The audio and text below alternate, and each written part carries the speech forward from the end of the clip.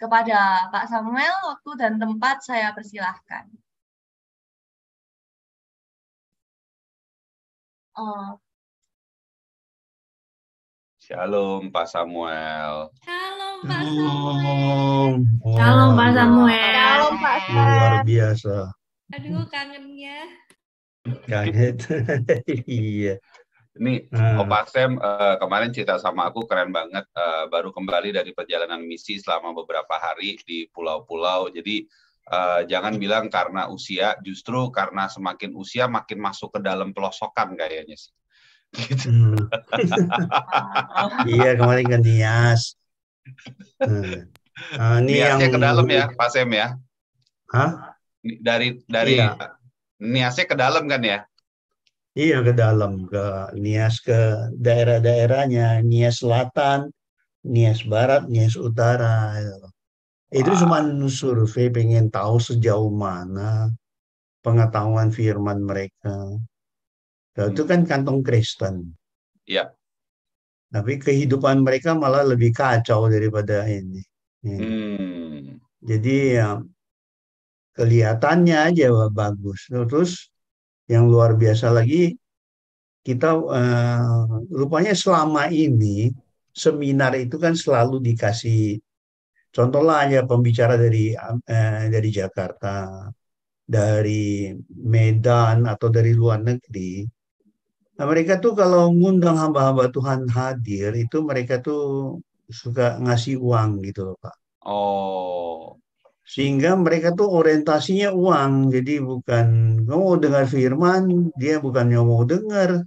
Yang penting kamu bayar, dia udah seneng gitu aja. Dia datang sih, cuman akhirnya mereka ngaku sudah. Kami kalau datang, kalau kami sudah sering dengar kayak gitu, apanya yang mau kami dengar katanya. Sudah itu ya udahlah, ya mungkin sampai siang kami udah terima duit ya kami pulang gitu. Wow. Jadi Sedih ya. orientasi mereka itu uang semua. Aduh. Itu juga akhirnya nggak mendidik kan Pak. Nah kemarin waktu saya pergi, saya nggak mau. Soalnya kemudian kumpulin api. Itu apa hamba-hamba Tuhan, perkumpulan hamba-hamba Tuhan Indonesia gitu loh. Iya. Terus mereka bilang cerita mau dikasih apa uang transport, kasih makan. Saya bilang enggak. Kalau makan is okay, tapi transport enggak. Tapi yang datang sedikit, masa bodoh. Saya bilang gitu, masa bodoh. Terus kan kita datang pertama, kita tuh dianggap kecil, dianggap remeh. Gitu loh. Karena kenapa? Dia udah bilang. Dia bilang gini, ah sama aja lah yang dari seminar apa juga itu doang yang dibicarain. Itu loh, nggak ada sesuatu yang baru katanya. Nah, habis saya bicara harusnya dikasih 2 jam kan. Dia minta molor sampai 4 jam. Lebih parah lagi, setiap tempat itu mintanya gini, Pak datang lagi dong. Kami yang sediain tempat, kami yang sedia tempat, Bapak nggak usah bayar. Terus kita minta 2 hari 1 malam, penginapan kami yang tanggung sendiri, Bapak yang penting datang aja gitu. Loh, terbalik jadi. Sebenarnya banyak orang yang belum mengerti dan memang haus akan kebenaran firman sekarang gitu loh. Jadi ya kalian lah yang masih muda-muda, tapi itu pengennya satu waktu gimana mengajarkan ke anda-anda ini supaya mengajarkan kepada seluruh dunia. Jangan yang ngomong itu melulu, umpamanya iman itu terus-terusan. Jadi terkesan orang itu udah mulai bosan gitu-gitu. Apalagi mereka pendeta itu loh. Tapi inginnya kan saya ini udah 70. Udah opa sih.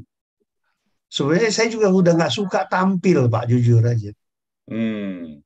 Saya lebih seneng di belakang. Jadi yang tampil tuh kayak kalian gitu loh. Yang masih muda-muda, yang masih ini gitu.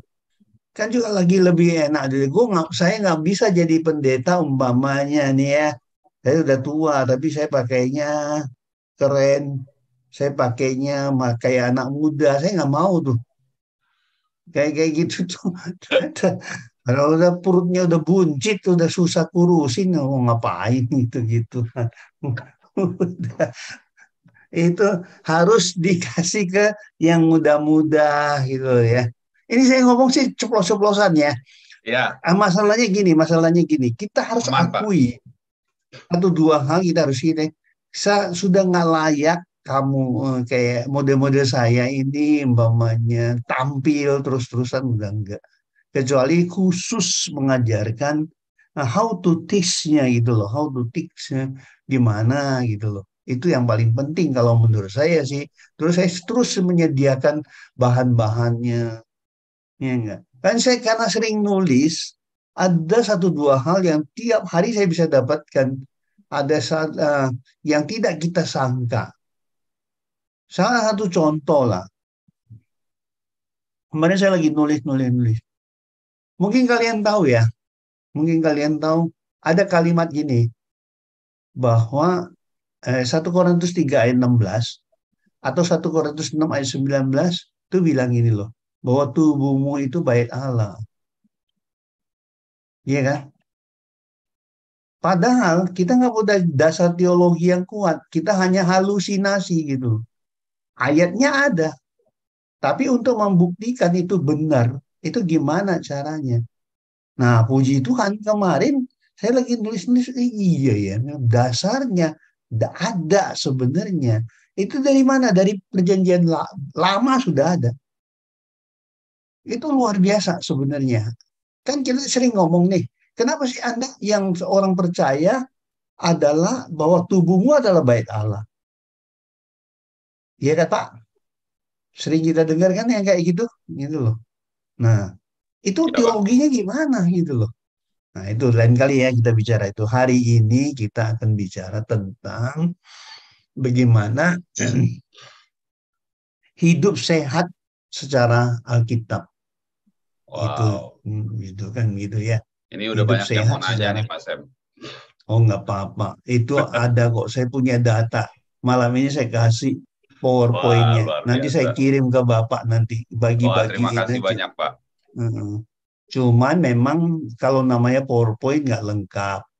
Kalau mau lengkap itu, saya ada data-datanya kan saya ada kumpulan untuk ini penelitian-penelitian tentang biologi manusia, cara-cara hidupnya seperti apa gitu. Ada itu. Sekarang gini, pada dasarnya kan gini ya. Dunia itu virus terus akan bermutasi. Kita nggak bisa lepas dari kondisi itu. Dimanapun Anda pasti akan mengalami yang seperti itu. Tetapi kalau saudara sadari benar-benar, contoh lah contoh, Em, Tuhan, gini, dengan adanya pandemi, ya, COVID, macam-macam COVID kemarin, saudara kalau perhatikan, sebenarnya kita kan dikasih vaksin. Vaksin itu tujuannya untuk apa? Untuk memperkuat imun tubuh kan sebenarnya. Hanya memperkuat imun tubuh loh. Untuk membuat tubuh kamu tuh mempunyai daya tahan kuat terhadap virus-virus itu tadi. Kan gitu ya. Benar kan ya? Nah, sekarang pertanyaannya, seandainya di Alkitab itu kita tuh diajarin, you mau nggak imun tubuh kamu tuh kuat? Bisa. Imun tubuh kuat itu memang ada beberapa faktor. Ya. Pertama mungkin dari pikiran. Makanya itu harus dijaga. Yang lebih penting lagi sebenarnya dari makanan. Jadi sebenarnya kalau dibilang Tuhan tuh sayang nggak sama manusia? Sayang sekali, Pak. Ya, bahkan dia kan bilang begini, saking sayangnya Tuhan tuh sama manusia tuh, dia bilang gini ya, kalau kamu baca Keluaran 25 ayat 8 itu dibilang gini loh. Tuhan suruh Musa, kamu suruh orang Israel, kamu kumpulin uang semua untuk bikin tabernakel atau bait Allah itu. Bikin tabernakel atau bait Allah. Supaya apa? Supaya saya bisa dekat sama mereka. Berarti kan sebenarnya Tuhan itu sangat sayang sama umatnya. Terutama umat Israel kan termasuk umat pilihan. Demikian juga kita juga termasuk umat pilihan kan gitu loh. Nah sebenarnya kalau kamu baca nih, kamu nanti baca ya Keluaran. Saya nggak bicara itu. Saya bicara tentang bagaimana Tuhan itu begitu baik kepada kita sehingga salah satu contoh dia ingin dekat sama kamu. Nah waktu ingin dekat sama Anda sebagai umatnya atau umat pilihannya, dia itu menghendaki, dia juga inginkan bahwa Anda itu semua dalam keadaan yang baik gitu loh, yang sehat gitu loh. Itu yang Tuhan sebenarnya kehendaki gitu bagi kita sebagai umat pilihannya gitu. Kalau saudara kalau kita sadari gitu loh. Nah, tadi kembali lagi, nah kesehatan itu penting sekali gitu. Untuk apalagi dari sebagai pelayan Tuhan ya. Maaf aja ya. Maaf. Mungkin ya ada satu dua alasan kita mungkin yang bisa nutup-nutupin seperti itu. Tapi faktanya kalau seorang pelayan Tuhan, dia punya kondisi tubuh sehat, ya, terus dia awet muda lah umpamanya gitu ya. Itu kan artinya ya bukan awet muda nggak sadar tua ya, gitu loh. Awet muda tapi tetap sadar tua gitu ya. Gitu. Ada sadar tua gitu loh. Kayak saya lah gitu loh umpamanya. Ini kan. Jadi yang jelas kan gini, itu menjadi kesaksian yang luar biasa kan dalam hidup ini. Kalau Anda sehat, Anda menyampaikan firman, Anda bersaksi kepada orang, tapi tubuh Anda, keadaan Anda, ya baik-baik, sehat, itu kan jauh lebih baik gitu loh. Lebih masuk akal lah gitu loh. Nah itu apa sih yang sebenarnya yang harus kita pahami? Mungkin dari kalau pikiran apa-apa itu mungkin ya lain waktu ya. Tapi yang hari ini, malam ini kita akan bicara tentang eh, apa sih sebenarnya yang menyebabkan kelemahan kita, tubuh kita tuh menjadi lemah dan tidak kuat. Soalnya kita butuh suntik, sudah apa imunisasi segala. Sebenarnya tanpa imunisasi pun, kalau kita bisa jaga makanan dan jaga pikiran, itu imun tubuhnya pasti kuat, Pak. Gitu. Itulah Wow. itulah sebabnya kenapa Alkitab itu melarang. Ya ada yang nggak boleh makan, tapi kita tidak bicara tentang ini ya, halal atau haram ya. Kalau kamu bicara halal dengan haram, itu tidak akan ada habisnya. Ujung-ujungnya, karena kenapa? Karena jujur saja sebagai manusia, kita itu sangat dominan dengan keinginan daging. Kalau yang namanya sudah enak, kalau dilepas protesnya 7 keliling gitu loh. Ya seperti itu gitu loh ya. Oke, kita akan mulai. Uh, Ini maaf ya, ini bukan itu. Ini adalah fakta kan. Harus Anda ingat, saudara percaya bahwa Alkitab itu firman Tuhan? Amin. Amin. Amin. Tapi kalau yang dilarang dengan firman, kamu langgar, berarti kamu nggak percaya firman kan, Pak? Ya, Pak. Aduh. Iya. Betul. Nah, kalau saya salah, sebenarnya kamu percaya firman, tapi kamu langgar firmannya. Berarti kamu tuh sebenarnya ngelawan, bukan ini gitu loh. Tapi kalau namanya hamba Tuhan, ngelesnya tuh luar biasa. Ngeles tau nggak ngeles?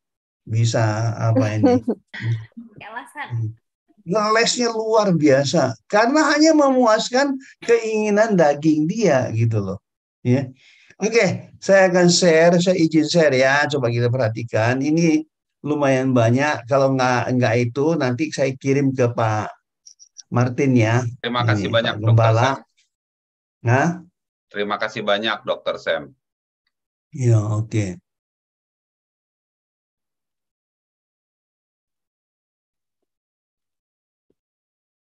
Oke, makanan sehat atau tidak sehat?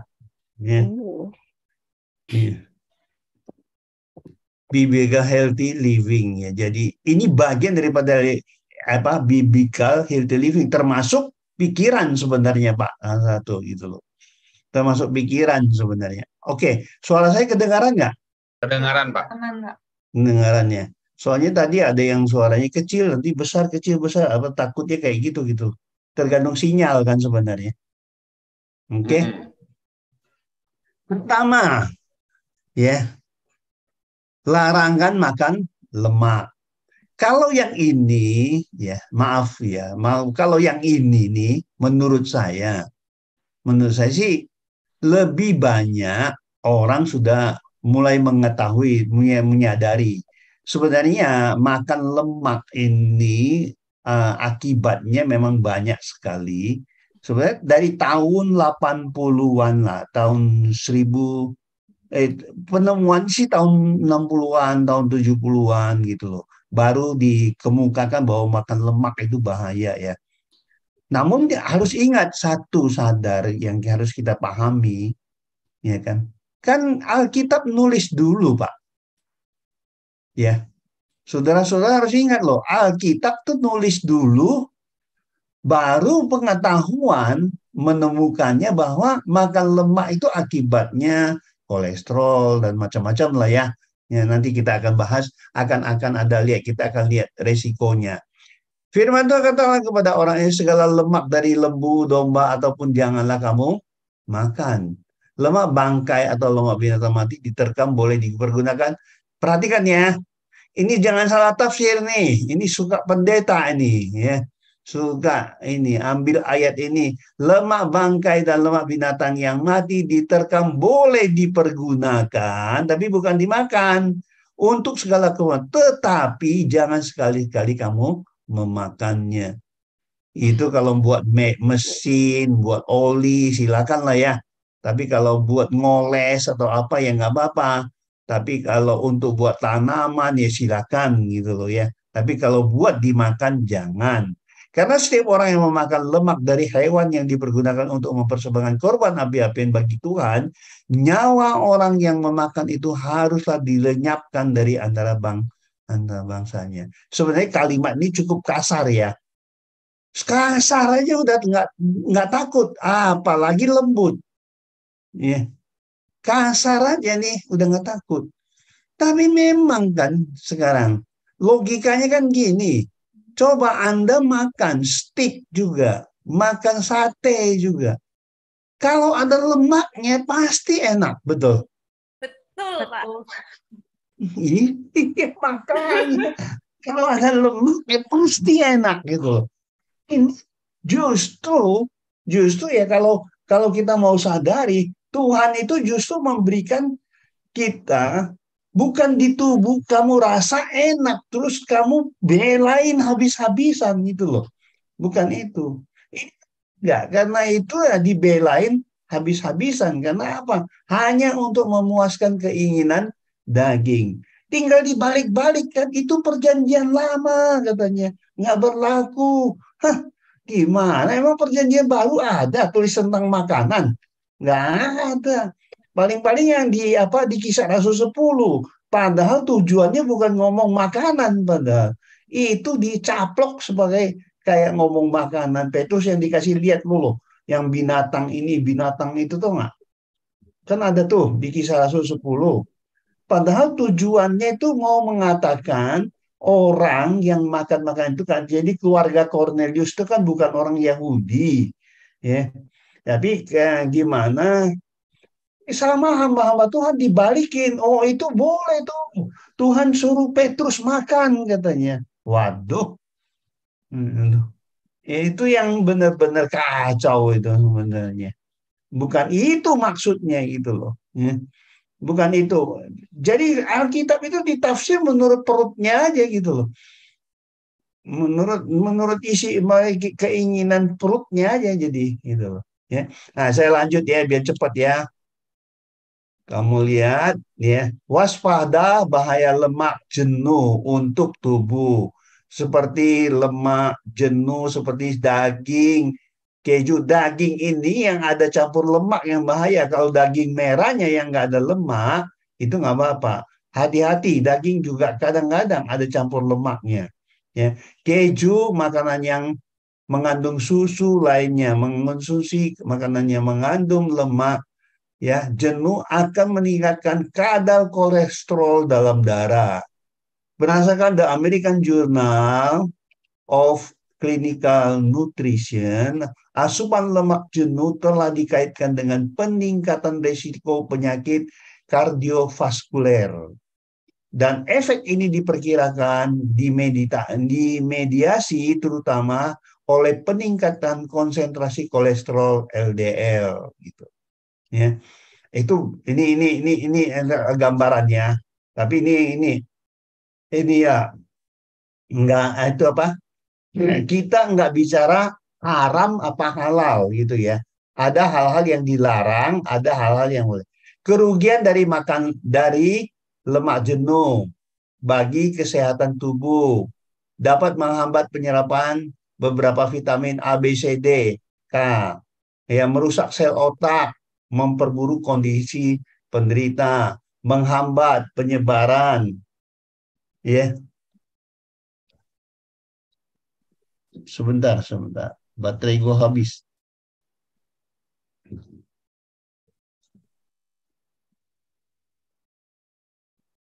Oke, lanjut. Ini ya, nanti baca sendiri ya. Kerugiannya banyaknya kan saya kirim ke Bapak nih. Ya, Pak. Ya, ini saya kirim. Kan menyebabkan kadar kolesterol dan macam-macam lah. Kalau nggak salah nih ada 25 nih. Saya cuma ngambil sebagian aja gitu. Baik, Pak. Ya yang penting-penting aja, oke. Nah, ini dibaca sendiri ya nanti ya. Itu tapi kerugian dari lemak jenuh bagi kesehatan tubuh. Karena itulah kenapa Tuhan di Alkitab itu dilarang makan lemak gitu loh. Ya. Nah, lanjut larangan. Nah, lanjut selanjutnya larangan makan darah. Ini kalau ngomong sama orang Cina memang susah, Pak.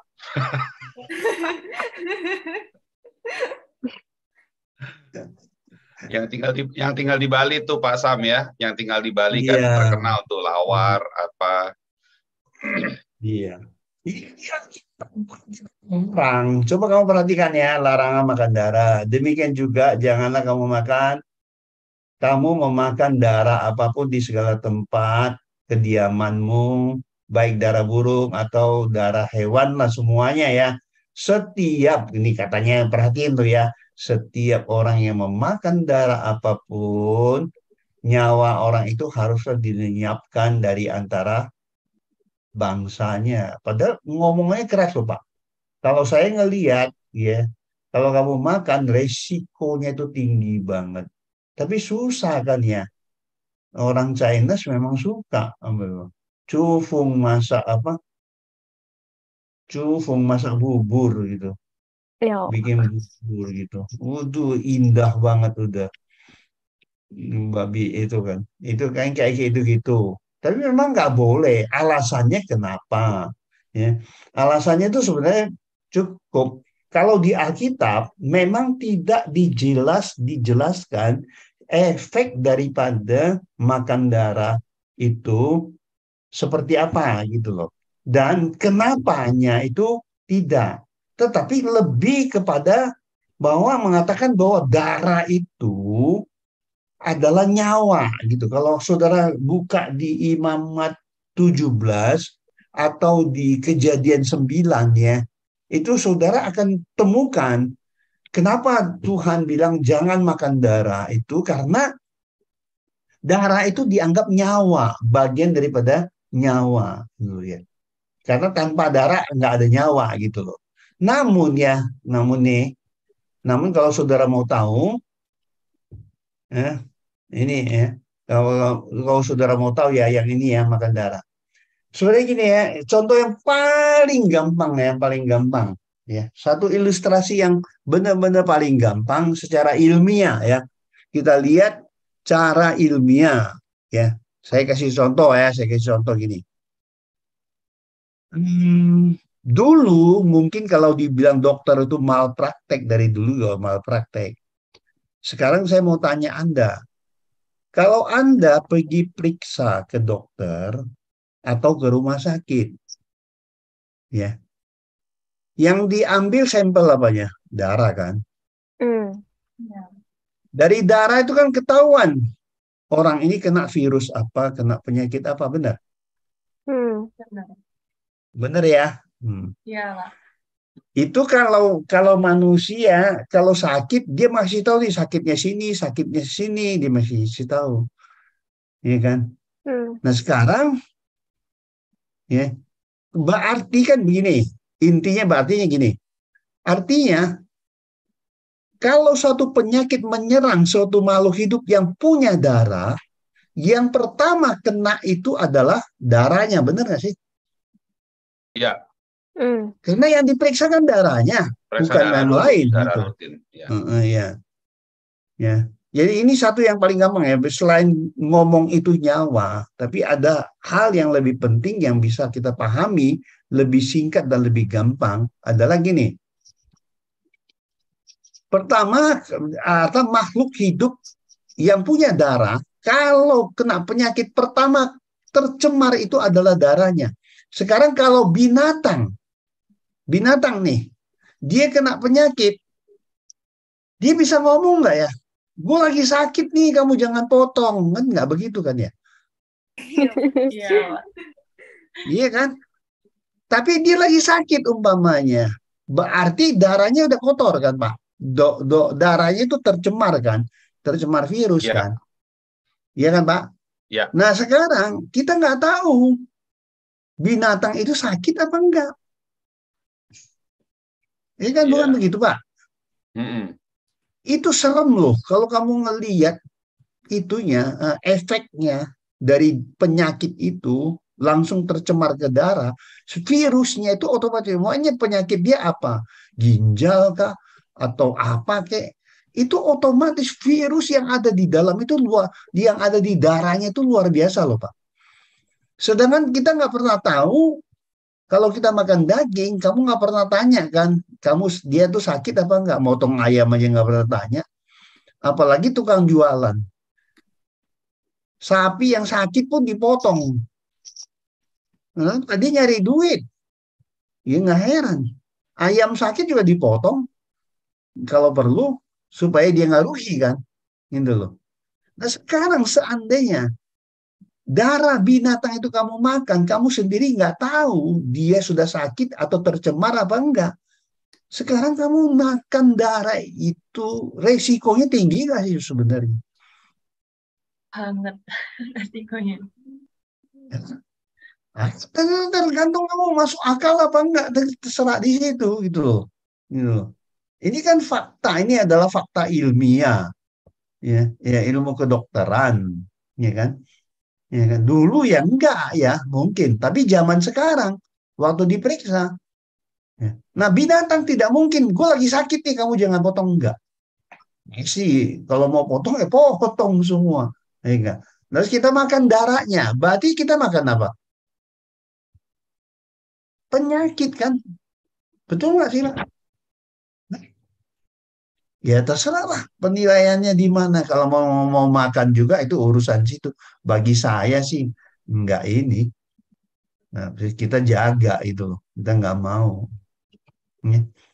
Itu luar biasa, Pak. Pak, sekarang logika Anda lah ya, logika Anda. Ya, Anda, ya, logika Anda. Tuhan harus ngelarang. Kan ilmu kedokteran dan pemeriksaan darah, analisa darah itu kan baru ketahuan tahun 80-an juga, baru tahu. Tadi kan dulu kalau dokter lah kamu datang periksa ya, dokter umum nih biasanya. Dulu kan banyak dokter umum, jarang spesialis. Kalau dokter umum kamu datang, kamu diperiksa, habis diperiksa dikasih obat. Dia nggak pernah tahu kan periksa darah. Zaman kami masih kecil, dikasih obat. Kalau nggak sembuh, datang ke dia masih sakit dia ganti obat, ini kan? Iya. Nah kalau sekarang kan enggak, sekarang ketahuan langsung gitu loh. Oh ini penyakitnya dari mana? Dari darahnya, tercemar virus apa, sehingga tahu dapat diklasifikasikan bahwa dia kena penyakit ini, baru dikasih obat gitu loh. Nah betapa bahayanya Pak, darah itu kita makan. Sedangkan kita nggak tahu darah itu tercemar apa enggak. Jadi, mau nggak sih Anda jadi anak Tuhan, ya anak Tuhan, yang hidupnya berspekulasi dengan kesehatan Anda? Ya sudahlah, kalau memang Alkitab bilang jangan, mendingan kita nggak makan. Jadi nggak punya masalah. Nggak makan darah juga nggak mati kan. Enak juga kan, enak sebentar juga gitu loh. Ya. Nah itu ya. Oke, nah kita lanjut. Ya. Sam, Daging binatang yang bersih dan kotor, Pak Sam, boleh atau tidak boleh untuk dimakan. Nah ini kan yang paling paling banyak jadi masalah nih, jadi pikiran nih gitu. Ya. Karena banyak yang seneng makan ini, makan yang sudah ketahuan nggak boleh tertancap terus kan gitu. Yang penting enak. Pak Sam mau tanya nih Iya. sebelum kita move on ke daging binatang yang bersih dan kotor ya, seputar Ah, darah. Tadi ada yang bertanya, which is good question. Kalau misalnya darah itu sudah direbus gitu Pak misalnya, apa kuman-kumannya sudah menurut beberapa penelitian kan sudah hilang gitu. Apakah itu masih oke untuk dimakan? hasil penelitian yang mana itu? Yang benar saya kasih tahu Anda, memang ada yang mati.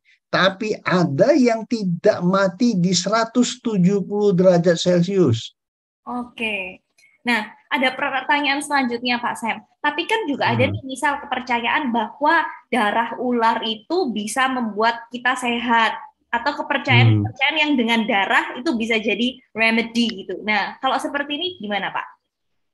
Astaga, jujur saja.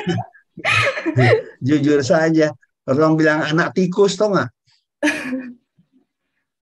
Anak tikus katanya bisa menghilangin sakit asma. Gitu. Tapi kalau makan anak tikus, sebenarnya kan makan darah juga. Ya kan? Itu siapa yang bilang? Memangnya ilmu kedokteran itu hanya makan karena makan. Justru kalau menurut saya, hasil penelitian tidak pernah membuktikan makan makanan yang seperti itu menjamin Anda bisa sehat gitu loh. Nggak ada. Nggak ada. Tetap aja ke medis. Ya. Jadi gini, kembali lagi, ya kalau kayak gitu-gitu tuh kan sebenarnya hati-hati juga. Ada juga yang mitos gitu loh. Ada juga yang memang dimakan juga nggak ada pengaruh. Iya kan? Tapi ada juga yang makan itu sehatnya punya tujuan lain gitu loh. Sebagai perangsang atau apa gitu umpamanya. Ya. Bukan saya nolak atau gimana, tapi setahu saya, kamu tahu nggak waktu kamu mungkin ya kalau dia bersih sehat. Memang kamu tahu ular itu sakit apa enggak? Emang kamu tahu ular itu sakit apa enggak? Nggak bisa tahu kan? Ini kan gitu. Banyak hal yang harus kita benar-benar pahami gitu ya. Ya kita kembali lagi ke LB ya. Sekarang saya mau tanya Anda, jadi ukurannya apa? Umur panjang atau sehat atau ya memang umur sih kayak Abraham, dia tetap sehat, tapi tetap mati di umur 120, tapi dalam posisi sehat gitu loh. Nggak sakit-sakitan gitu loh. Ya. Jadi kembali lagi kepada satu hal, ya kita ngelihat kepada hal-hal yang ilmiah gitu loh ya. Kalau itu ya kan banyakkan tuh hati-hati dengan apa mitos atau kebiasaan itu hati-hati itu. Karena itu kan nggak masuk ranah dari penelitian gitu. Ya. Nah, itu yang saya bisa jawab ya. Nggak bisa, nggak mungkin. Lagi satu, kamu tahu ular itu nggak sakit. Ular itu lebih jorok kan. Dia mainnya juga di tanah, mainnya juga di lumpur, jalannya juga di tanah itu. Hmm. Jelas, Pak. Oke, nggak ada jaminan Bu yang kayak gitu-gitu. Oke. Ya. Ya, nah sekarang daging binatang yang bersih dan kotor boleh atau tidak boleh untuk dimakan. Lalu Tuhan berfirman kepada Musa dalam katanya kepada mereka, katakanlah kepada orang Israel, inilah binatang-binatang yang boleh kamu makan dari segala binatang berkaki empat yang ada di atas bumi. Setiap binatang yang berkuku belah, yaitu yang kukunya bersela panjang dan yang memama biak boleh kamu makan. Jadi ini pengertian mama biak itu dia makan, dia kunyah, terutama mama biak itu yang model kayak makan makanan rumput gitu ya, yang dia kunyah itu mama biak. Kemudian ada yang memang itu. Nah, kalau kemudian berkuku belah itu pasti. Contoh ya, contoh.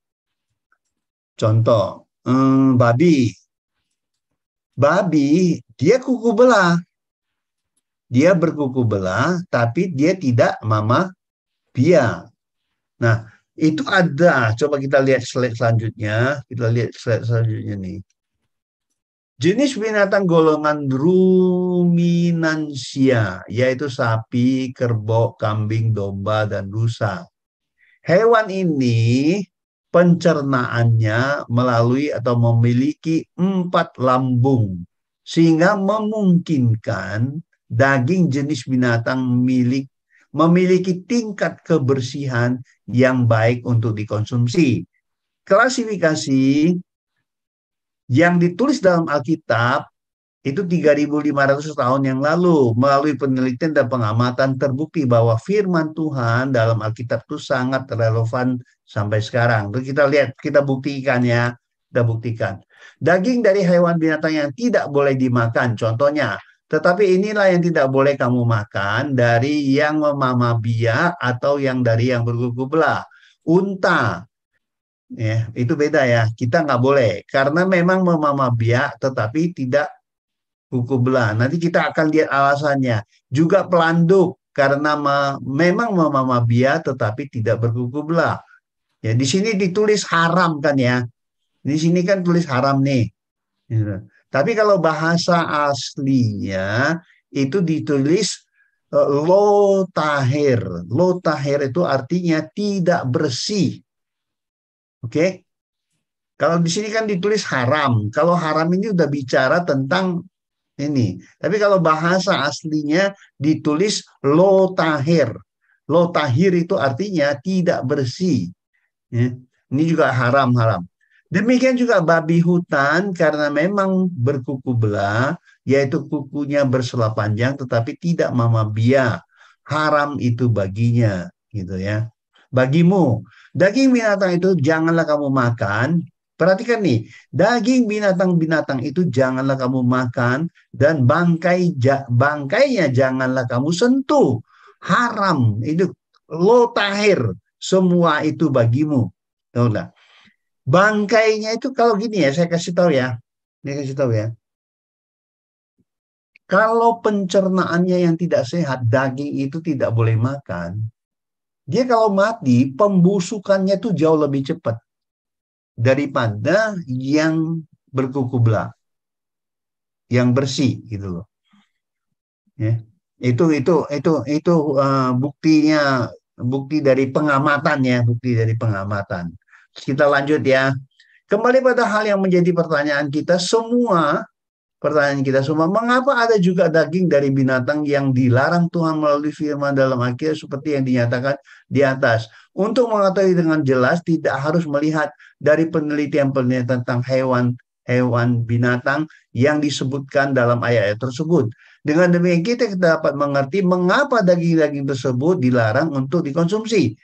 Untuk itu kita perlu melihat hasil penelitian dan pengamatan para pakar seperti yang ditulis berikut ini. Coba kita lihat ya. Kita lihat.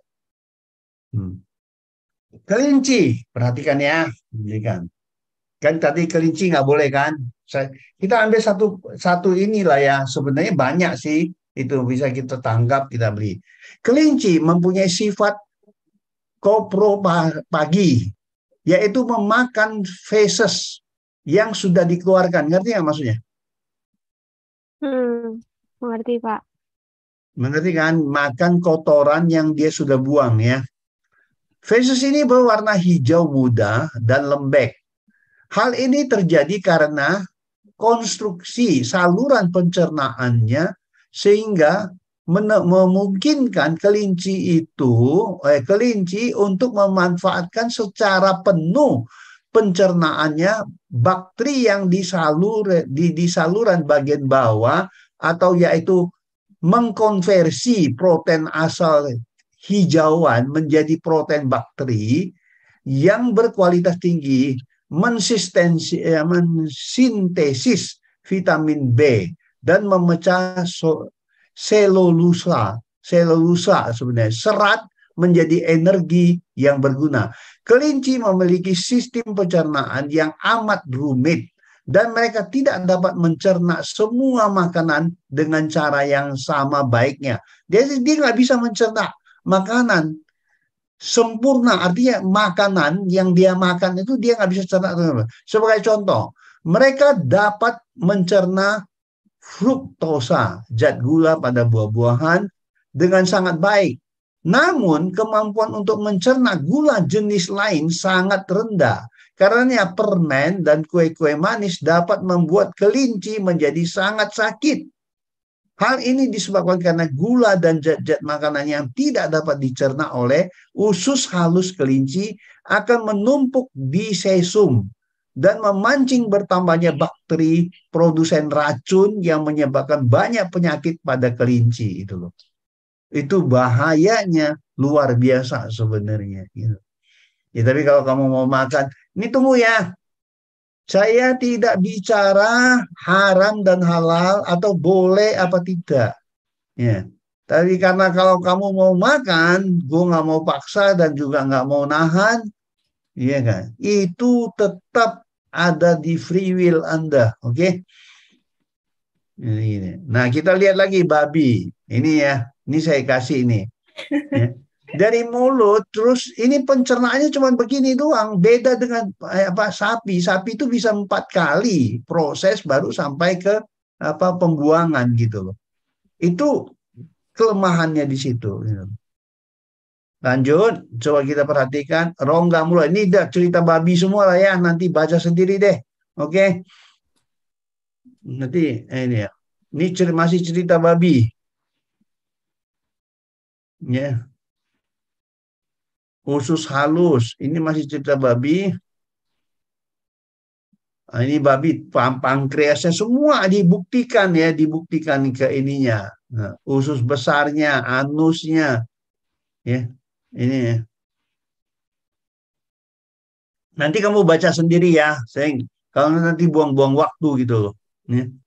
Siapa? Nah, firman Tuhan dalam Alkitab mengatakan golongan daging binatang yang boleh dimakan adalah binatang yang berkaki 4. Yaitu setiap binatang yang berkuku belah, yang kukunya berselah panjang, dan yang membawa biak. Yang dalam bahasa biologi disebut rumpun golongan ruminansia.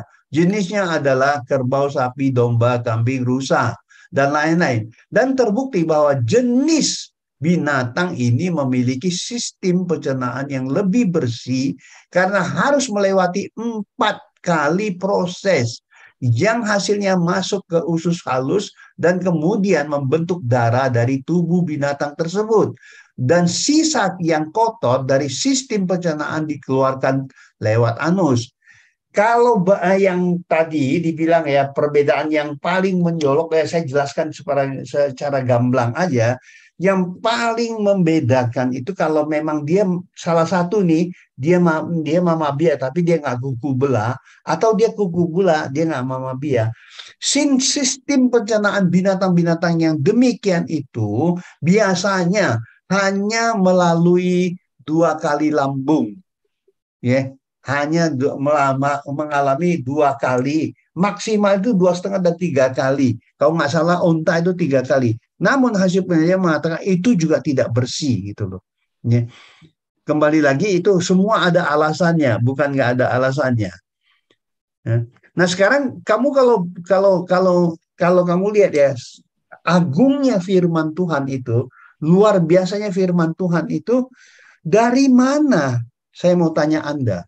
Kalau menurut Anda ya, dari mana Alkitab ini bisa tahu sebelumnya bahwa yang mama bia dan berkuku belah itu mempunyai 4 kali pencernaan dibandingkan dengan yang dia bilang jangan kamu makan hanya melewati 2 kali pencernaan. Menurut Anda, ya kan? Alkitab ini dituliskan 3.500 tahun yang lalu. Sudah ada belum penelitian itu? Belum ada kan? Tapi kok bisa ditulis ya untuk memperingatkan kita supaya jangan makan. Sekarang pertanyaannya, nah disinilah kamu lihat ya, Tuhan itu sebenarnya baik banget sama manusia, sama umat pilihannya. Kan ini Alkitab kan hanya untuk orang-orang yang dipilih, orang yang percaya kan. Itu untuk Yahudi, ya mereka juga umat pilihan. Untuk kita juga sebagai umat pilihan gitu loh. Nah, coba sekarang Anda pakai logika Anda sendiri, Anda bisa bayangkan bagaimana tulisan ini ditulis 3.500 tahun yang lalu. Dari mana Tuhan dapatkan ini? Atau Alkitab ini mendapatkan logika ini gitu loh. Nah kan kemudian baru sekarang ini baru ketahuan kan. Oh rupanya kenapa yang berkuku belah tapi tidak mama bia atau mama bia tidak berkuku belah itu tidak dianggap tidak bersih karena memang sistem pencernaannya yang tidak memungkinkan untuk proses dagingnya itu jadi bersih gitu loh. Yang saya heran itu cuma satu, dari mana yang Alkitab ini dapatkan? Dari penelitian apa gitu loh. Itu maksudnya. Nangkep Pak? Nangkep? Nangkep Pak. Jelas. Nangkep ya? Ya. Nah sebenarnya Alkitab tuh luar biasa nggak Pak? Luar biasa kan? Iya Pak. Luar biasa Pak, nangkep luar biasa banget. Lebih awal. Iya, lebih awal kan? Gitu. Bukan belakangan baru ketahuan kan nggak begitu gitu loh. Nah kan ini. Sedangkan binatang yang dilarang makan oleh umatnya adalah binatang hanya yang memiliki satu dari kriteria ditentukan bersih. Dan dinyatakan binatang yang demikian adalah walaupun mama bia tetapi tidak berkuku belah. Ini kamu baca sendiri ya. Oke, kita lanjut. Babi adalah binatang yang berkuku belah tetapi tidak mama bia. Kita baca sendiri lagi dah ya. Nggak usah ya. Nanti dikasih Pak ya, Pak Martin ya. Ya Pak. Ya. Dalam Alkitab, daging binatang-binatang yang boleh dimakan dan yang tidak boleh dimakan tidak dirincikan secara jelas alasannya. Tetapi secara fisik, ya. Tetapi secara fisik dan ciri-ciri telah digambarkan dengan jelas. Kebanyakan dari kita tidak mengerti alasan mengapa kita tidak boleh makan daging binatang tertentu. Bahkan alasan dalam ayat-ayat selanjutnya sejak ribuan tahun yang lalu tetap tersembunyi. Sehingga timbul banyak perdebatan dengan acuan penafsiran masing-masing teolog, ahli kitab, dan hamba-hamba Tuhan.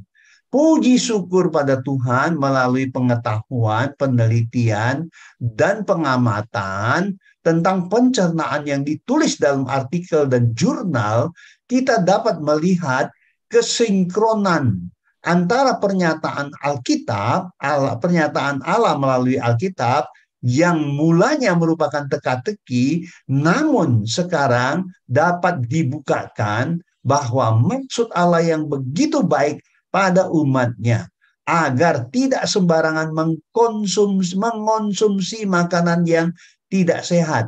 Karena pada dasarnya Allah menghendaki umatnya sehat dan berumur panjang. Dan relasi tulisan firman Tuhan dalam Alkitab dengan perkembangan ilmu pengetahuan memberi penjelasan tentang pola makan daging yang sehat sangat berguna bagi kehidupan umatnya. Oke, tahun ini saya bikin sendiri, ya, saya bikin sendiri. Yang jelas begini, kita itu dari dulu teka-teki, kita bela habis-habisan, gitu loh. Ya benar. Padahal dia bilang, oh paling apa tuh itu yang lama gitu, nggak berlaku di perjanjian baru. Siapa yang bilang gitu ya? Nggak seperti itu gitu loh ya. Pasti ada sesuatu yang karena Tuhan larang, jadi nggak boleh makan, yang kita paksakan gitu. Nah lanjut, coba perhatikan binatang air. Ini yang menarik ya. Ini ada juga binatang air yang nggak sehat gitu loh ya. Inilah nih binatang air ini contohnya. Ini ada di Imamat 11 ya. Inilah yang boleh kamu makan dari segala yang hidup di dalam air, segala yang bersirip. Perhatikan, yang bersirip dan bersisik di dalam air, di dalam lautan dan di dalam sungai ya. Itulah semuanya yang boleh kamu makan, yang bersirip dan bersisik ya. Perhatikan nih. Tetapi segala yang tidak bersirip atau bersisik di dalam lautan, di dalam sungai, dari segala yang berkeriapan tahu nggak berkeriapan? Berkeriapan tahu kan ya? Yang merayap di dasar air gitu loh ya. Berkeriapan di dalam air dan dari segala makhluk hidup yang ada di dalam air, semuanya itu kejijikan bagimu. Sesungguhnya haruslah semuanya itu kejijikan bagimu, dagingnya janganlah kamu makan dan bangkainya harus kamu jijikkan. Segala yang tidak bersirip atau tidak bersisik di dalam air adalah kejijikan bagimu. Nah sekarang kita ngelihat nih, kita kupas. Yang saya nggak mau sebut ikannya ya, terserah. Siapa tahu ada yang doyan, saya juga salah. Kalau saya bilang nggak boleh, tapi kamu doyan gimana? Gitu. Contohnya lah, contoh lele itu kan nggak bersisik, nggak bersirip ya. Tapi kalau kamu senang pecel lele, saya mau ngomong apa? Makan deh lo. Nah di sini dibilang, kamu perhatikan yang tidak bersisik, bersirip dan bersisik di dalam lautan dan di dalam sungai. Pertama ya, ini ikan yang nggak bersisik. Di sini sebenarnya saya tulis semuanya. Nanti saudara bisa baca dari semua yang ada di sini. Ya, yang tidak bersisik dan tidak bersirip. Pertama yang kita lihat dari sisi pencernaannya. Karena kenapa? Apapun itu, binatang apapun, dagingnya dibilang sehat atau tidak sehat, kembali lagi kepada sistem pencernaan yang ada ya dalam binatang itu. Nah, pada umumnya, saya ini ahli ikan, jadi saya tahu juga ditambah dengan penelitian-penelitian yang saya dapatkan gitu loh. Saya kasih contoh.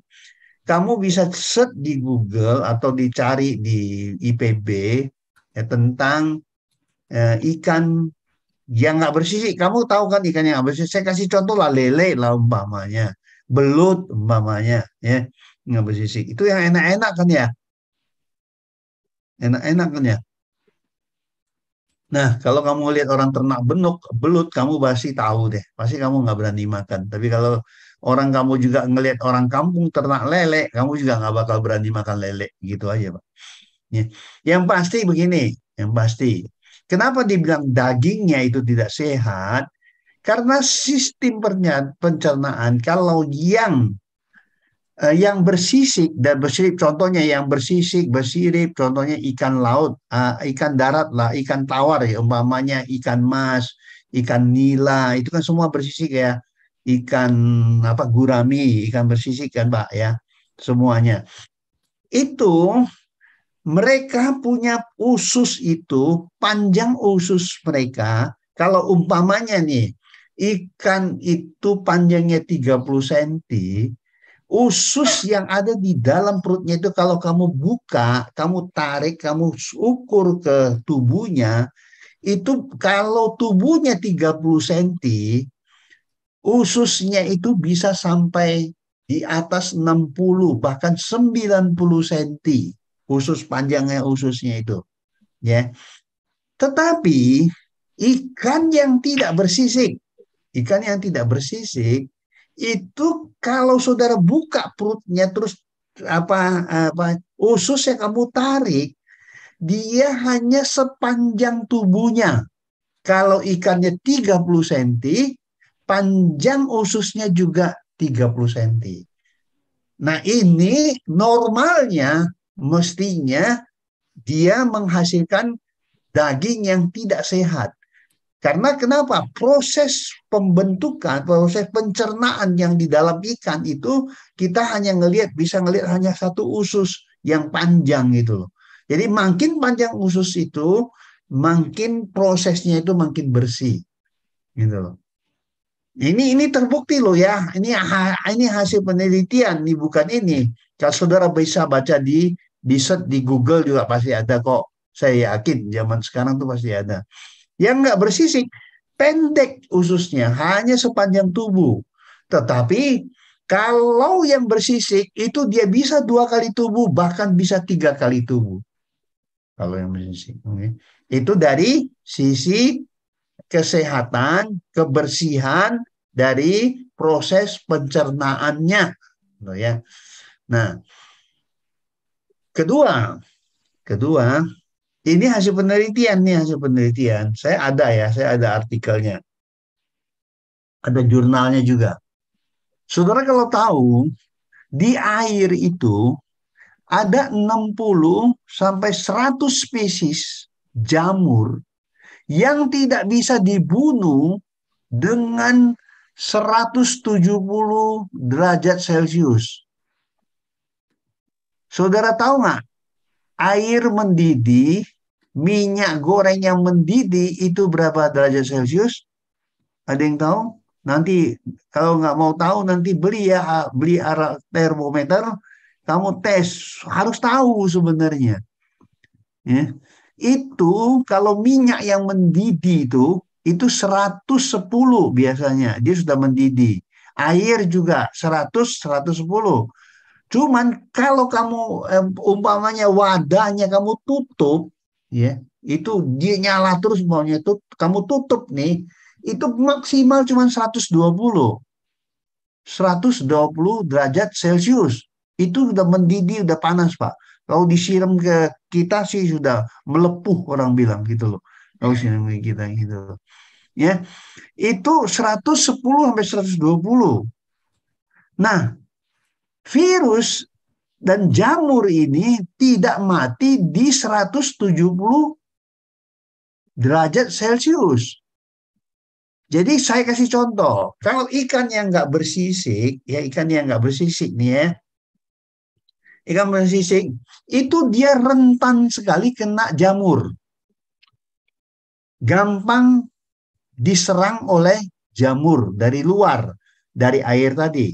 Makanya jamur yang sudah seganas itu tidak mungkin lagi kita bisa ngelihat dengan kasat mata. Mungkin hanya dari warnanya yang beda. Gitu. Tapi kalau kamu melihat dari mikroskop yang dibesarkan 10.000 kali lipat, itu kamu akan bisa melihat virus-virus itu. Bisa melihat jamur-jamur itu. Kalau Anda lihat, ganasnya luar biasa. Anda nggak berani makan.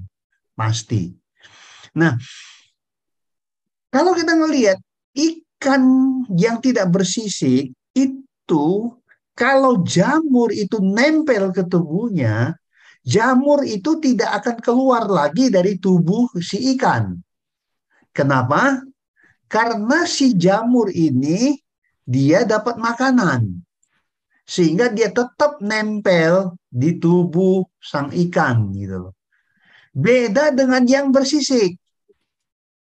Kalau yang bersisik nih ya, jamur itu nempel, dia tidak dapat makanan. Kalau yang nggak bersisik kan dia langsung dapat makanan. Karena tubuhnya nggak ada pelindung. Oke? Nah, kalau yang nggak bersisik, dia kan nggak punya pelindung. Langsung jamur itu nempel, ya jamur itu akan dapat makanan gitu loh. Nah, dengan sendirinya, kalau memang dia sudah nempel di tubuh ikan yang nggak bersisik tadi, itu nggak bisa dikeluarin, nggak bisa buang, ya, nggak bisa dibuang. Nah itu kalau Anda goreng tadi, belum tentu jamurnya itu mati, Pak, atau virus itu mati. Kenapa? Dia bisa bertahan di 170 derajat Celcius. Ya, kemungkinan menurut saya orang yang sudah mencapai di atas setengah, umpamanya kalau 170 kan 85, kalau udah lewat 110, 120 itu kan udah batas kemampuan dia. Tapi kalau menurut saya dia tidak mati, bisa saja dia pingsan. Ya. Atau dia mabuk atau dia pingsan, dia nggak berdaya. Namun, saudara perhatikan, waktu kita makan ikan itu, apakah masih panas-panas? Nggak mungkin kan? Ya. Kita makan mungkin sedingin, kita kasih sambal, ya nggak? Enaknya luar biasa, ya kan? Nah sekarang begini problemnya. Orang itu makan, kan dia kunyah kan ya? Nah kalau jamur yang sehalus itu, apakah bisa dikunyah? Nggak mungkin bisa dikunyah. Nah terus kita makan. Terus makan, kan lewat usus kita nih.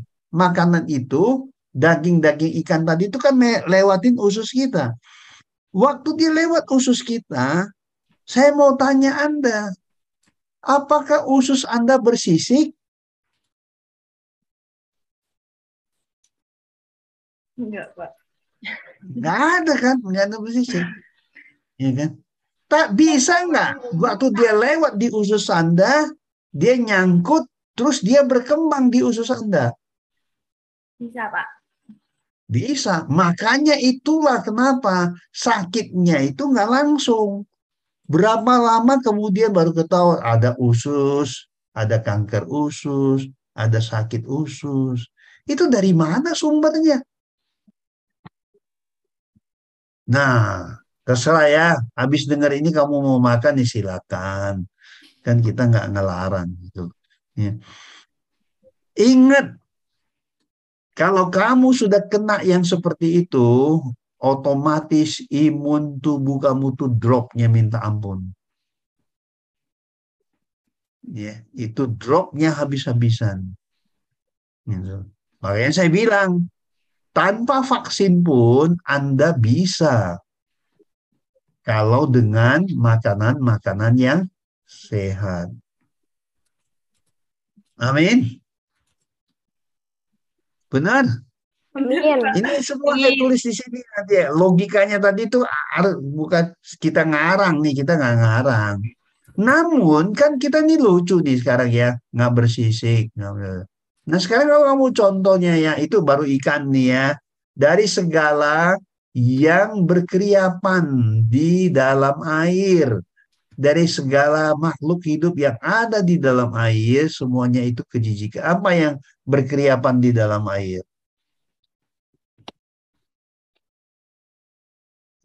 Kerang keriapan nggak? Oh iya, kerang, udang ya. Oh, pinter. Kepiting, Enak banget. udang. Ah, yang Aisop, enak-enak kan? Aisop Iya, enggak? Pak. Aduh, kok enak Ya, semua ya? yang enak-enak kan? Nah, sekarang kamu perhatikan ya. Kalau kamu perhatikan ekosistem daripada binatang-binatang yang berkeriapan. Dia itu diciptakan, semua binatang kalau bukan nggak ada gunanya, ada gunanya. Untuk apa? Untuk bumi ini.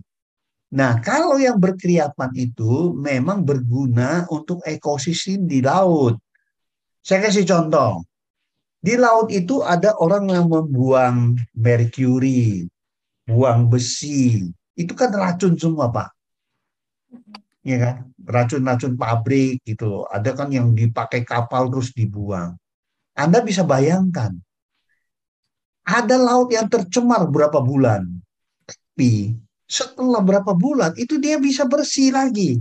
Kembali normal. Memang di bawah arus dan segala-galanya. Namun yang numpuk di situ, yang jatuh di bawah, ya, kira-kira menurut kamu yang ngebersihin itu siapa? Kerang. Kerang, kepiting, udang. Nah sekarang logikanya lagi, sobat. Ya, ya. Pernah dengar kan orang makan kerang tahu-tahu alergi? Ya nggak semua sih, kadang ada yang nggak alergi. Makan udang juga begitu kan, makan kepiting juga gitu. Ada yang alergi, ada yang enggak gitu. Ya kan? Gatal-gatal kadang-kadang, tapi kadang-kadang juga enggak gitu loh.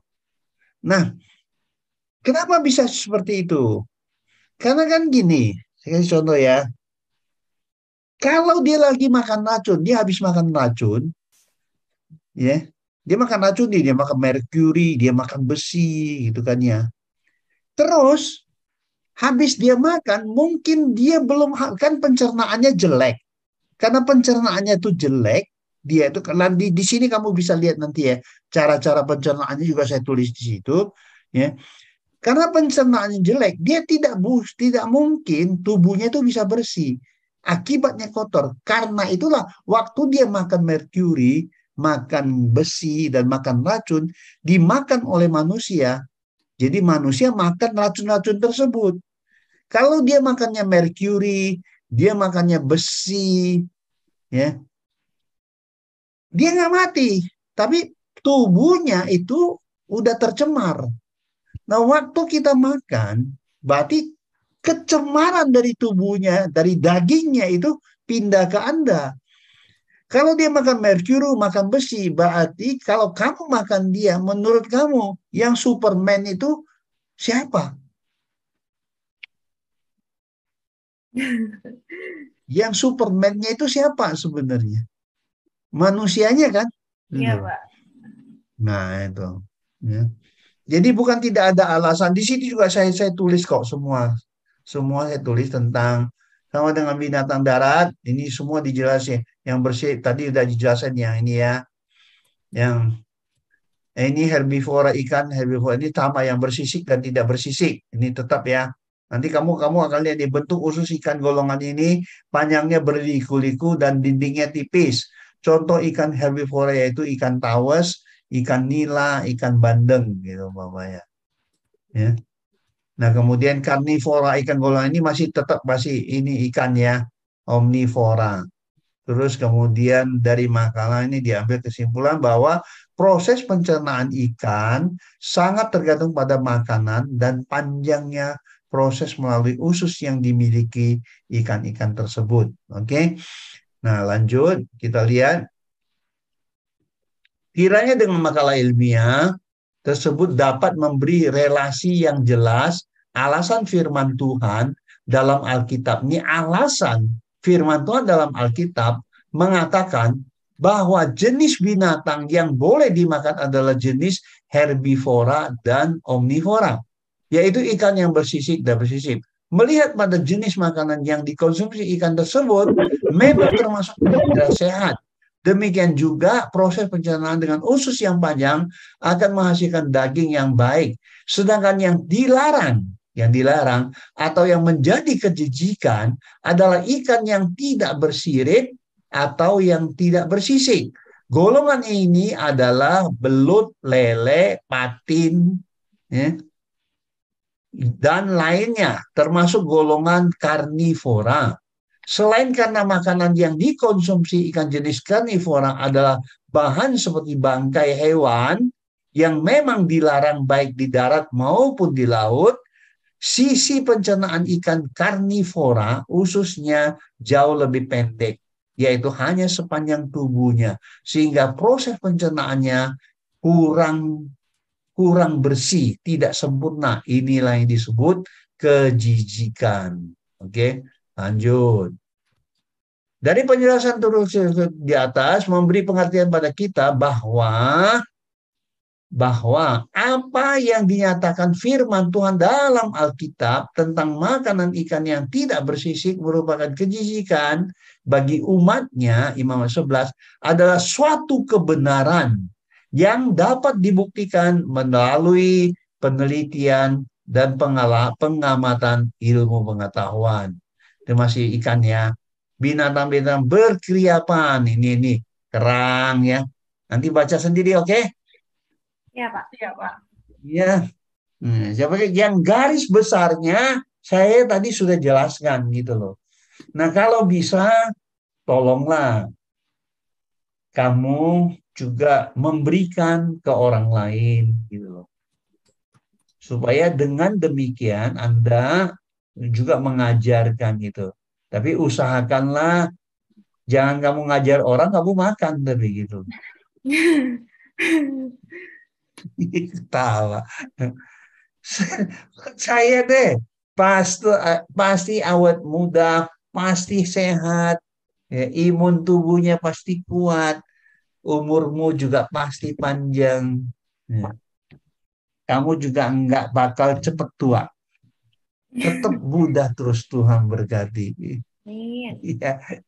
Ya. Pak Martin, saya rasa sampai di sini saya sih sebenarnya kecapean dari pagi, sebenarnya udah ada pelayanan, udah ngajar di pagi. Wah, luar biasa. Tapi puji Tuhan masih kuat. Karena makannya makanan sehat, Pak. Loh, dari pagi loh. Dari subuh, Pak. Jadi besok subuh ada lagi coba. Ya. Kan banyak yang Zoom gitu. Ya. Oke. Ya, sampai sini nanti Pak, nanti saya kirim. Habis ini saya kirim langsung ke Pak Martin ya. Oke, Jadi Pak. nggak apa-apa Pak, dikasih aja. Data lengkapnya sebenarnya ada di buku Firman dan Pengetahuan. Ya. Relasi atau oposisi. Sebenarnya itu jauh lebih lengkap gitu bahan-bahannya. Termasuk penelitian-penelitian ada di situ semua. Tentang biologi gitu. Saya tulis. Oke, Pak. Ingat ya satu ya. Saya tidak bilang boleh atau tidak. Yang mau makan, silakan makan. Pak, Oke. ada Hanya satu. Kalau kamu mau makan, kamu harus tanggung sendiri. yes. Seandainya kamu ada apa-apa, kan makanya tidak bilang haram atau halal. Oke? Tidak bicara surga apa neraka. Oke? Ngerti ya maksud saya? Ngerti, Pak. Tapi ini ayat terakhir ya, terserah kamu, penilaian kamu ya. Ya, penilaian kamu. Tadi kan dibilang babi hutan kan. Yang tadi kan di imamat bilang babi hutan kan. Nah, bagaimana dengan babi rumahan? Babi peliharaan, boleh nggak? Nah, saudara kemudian, nah ini yang tolong kamu cerna ini ya, tolong kamu baca, besok-besok baru kamu tanya saya ya. Jangan sekarang kamu tanya, kamu. Tolong dong, Yelike, kamu baca dari, ini saya tutup share ya. Iya, Pak.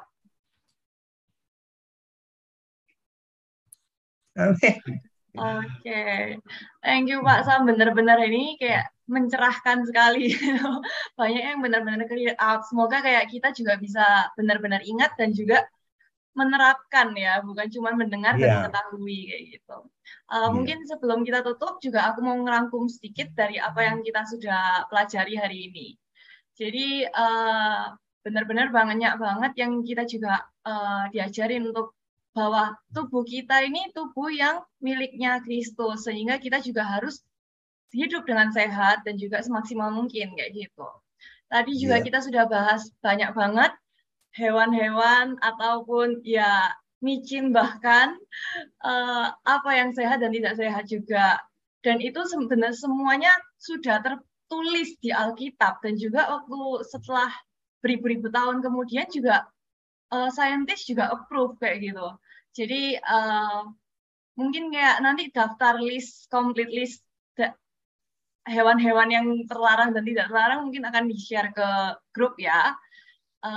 Terus juga selain itu juga tadi juga kita udah dengar banyak banget dan yang aku paling ingat adalah benernya babi ya.